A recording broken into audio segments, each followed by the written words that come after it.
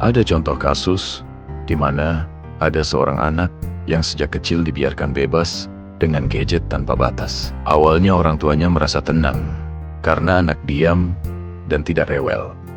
Tapi lama-kelamaan, anak itu jadi sulit berinteraksi. Ia lebih suka layar daripada berbicara dengan orang. Orang tua mulai bingung, mengapa anaknya tidak seperti dulu. Sekarang bandingkan dengan kisah lain. Ada keluarga yang juga mengenalkan gadget, tapi mereka membatasi, mendampingi, dan mengisi hari anak dengan kegiatan Islami. Hasilnya berbeda jauh. Anak ini tumbuh percaya diri, tahu adab digital, dan tetap dekat dengan orang tuanya. Semua karena ada teladan, aturan, dan doa dari keluarga. Dari dua kisah tadi, kita belajar satu hal penting. Bukan gadget yang salah, tapi bagaimana kita menggunakannya. Anak menunggu orang tuanya jadi pemimpin yang bijak.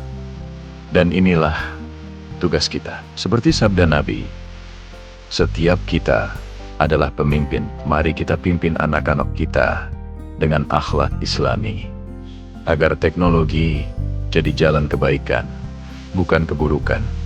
Kita hidup di zaman serba digital, di mana anak lebih dulu kenal gadget daripada mengenal Al-Quran. Jadi orang tua harus jadi teladan, bukan hanya memberi aturan, tapi juga contoh nyata. Contohnya seperti batasi waktu gadget anak, beri jadwal seimbang antara belajar, ibadah, dan bermain. Lalu isi hati anak dengan doa, supaya jiwa mereka kuat menghadapi pengaruh buruk teknologi. Jangan lupa ajak anak berdiskusi, dengarkan isi hati mereka, agar mereka merasa dimengerti. Teknologi tidak bisa kita hindari, tapi dengan akhlak Islami kita bisa menjadikan anak kuat di era digital. Anak-anak sekarang terpapar gadget sejak usia yang sangat dini. Kadang bahkan sebelum bisa membaca, mereka sudah pandai membuka aplikasi. Walaupun gadget tidak selalu buruk, ada sisi positif seperti akses ilmu lebih cepat, komunikasi lebih mudah, dan kreativitas anak bisa berkembang. Namun, ada juga sisi negatif yang perlu kita perhatikan, seperti kecanduan konten berbahaya, hingga hilangnya interaksi sosial dengan orang sekitar. Fenomena hari ini, anak lebih dekat dengan YouTube dan TikTok daripada dengan orang tuanya sendiri. Rasulullah SAW pernah bersabda, "Setiap kalian adalah pemimpin, dan setiap pemimpin akan dimintai pertanggungjawaban." Hadis riwayat Bukhari Muslim. Anak itu lebih kuat meniru daripada sekadar mendengar nasihat. Apa yang dilihatnya, itulah yang paling cepat ditiru. Kalau orang tua sibuk dengan gadget, jangan heran kalau anak ikut sibuk dengan gadget juga. Rasulullah SAW adalah teladan terbaik dalam akhlak. Beliau mendidik dengan kasih sayang, bukan hanya dengan kata-kata.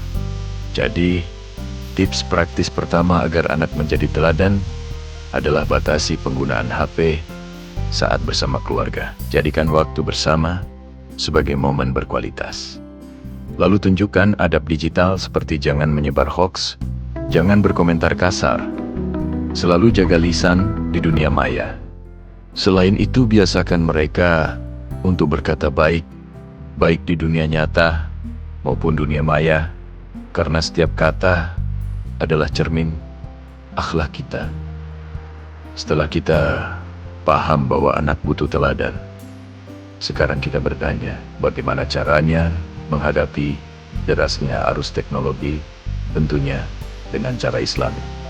Pertama, kita harus belajar mengendalikan, bukan dikendalikan. Orang tua yang bijak tahu kapan saatnya online dan kapan saatnya bersama keluarga.